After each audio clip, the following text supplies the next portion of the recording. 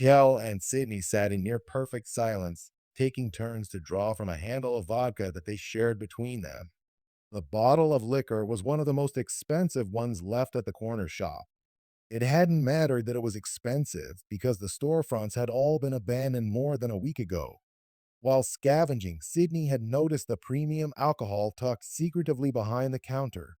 He took it with him and saved it for tonight. Does it taste like $300 vodka? Sydney asked.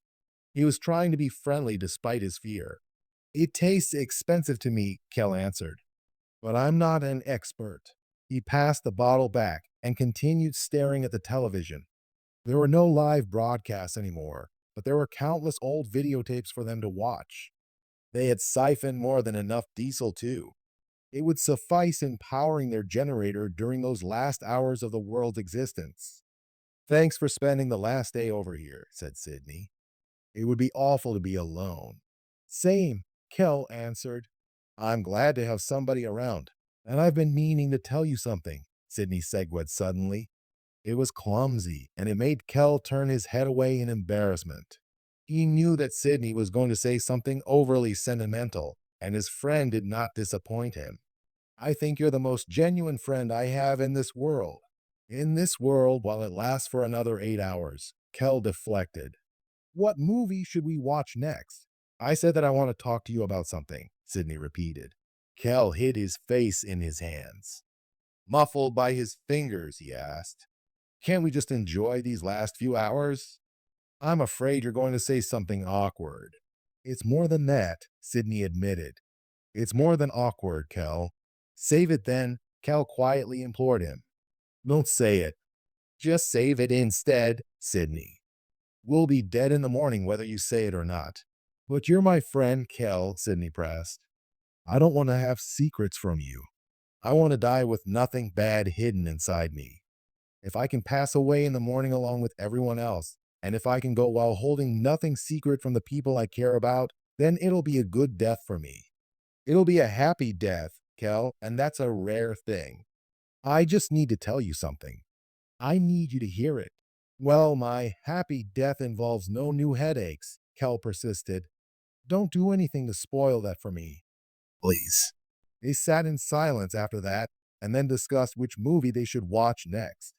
They watched another old favorite, speaking only to comment on their favorite scenes or rehash pet theories about the plot.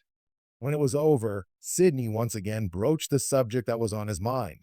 I'm just so afraid of dying alone, he blurted out. It was apropos of nothing, except, of course, that death would come for everyone tomorrow morning. I'm glad we're all passing away together. Or, I'm sorry. I don't mean it exactly like that.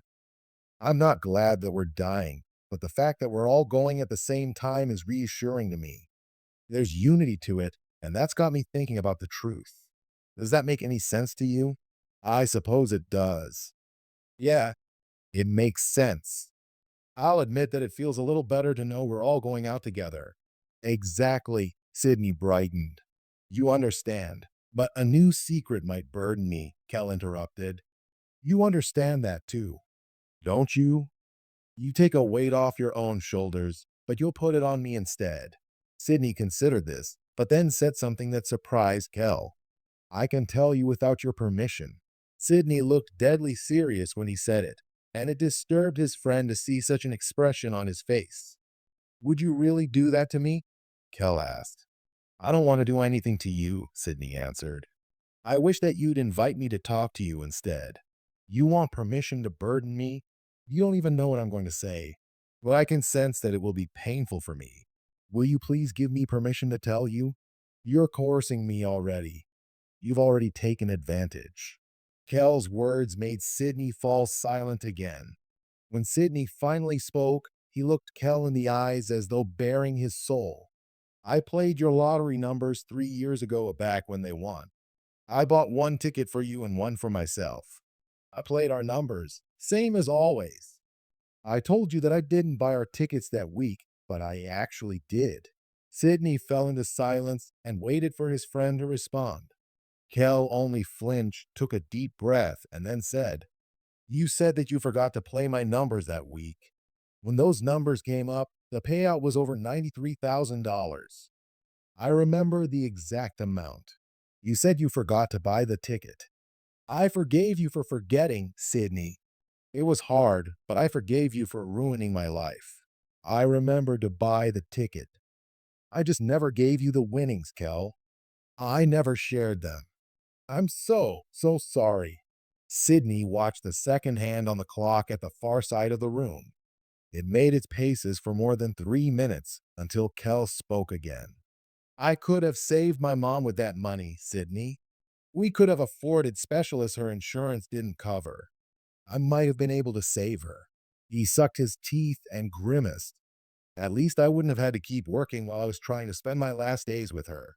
That was all Kel said, and Sydney observed that his normally placid face was trembling. Can you forgive me, Kel?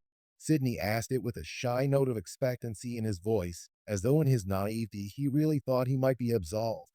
Kel turned and stared at Sydney with a look on his face as though he might say something. Instead, the muscles at the base of his neck tensed and then shifted as his hands slid silently upward. Sydney put his own hands up meekly. He remained unsure about what was happening to him.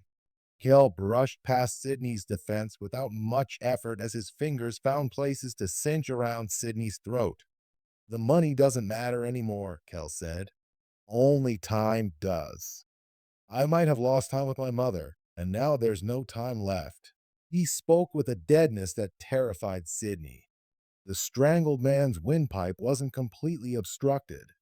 He wheezed in a thin stream of air and then spoke in reply. I'm afraid of dying alone. I know you are, Kel said. His grip tightened. Please, Kel, I don't want to die yet. That was the last thing Sydney could say. There wasn't enough strength left in him. I know you don't. Kel throttled Sydney's neck with a final wrench of force, and then Kel was alone. He took a deep breath, then raised himself off the floor and sought out the bottle of vodka. He drank from it.